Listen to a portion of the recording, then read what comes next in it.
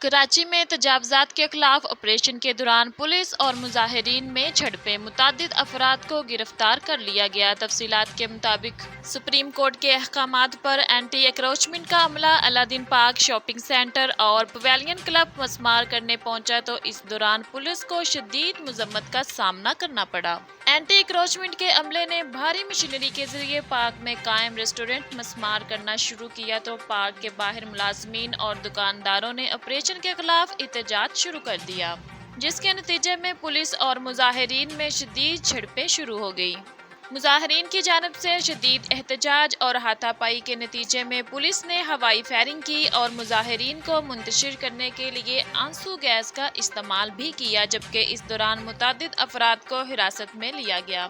Police کی بھاری نفری طلب کرنے کے بعد آپریشن دوبارہ شروع کر دیا گیا۔ مظاہرین کا کہنا ہے کہ 25 سال سے دکانیں قائم ہیں اور بغیر نوٹس کے آپریشن شروع کیا گیا۔ ہم اپنی جگہ کسی صورت بھی نہیں چھوڑیں گے۔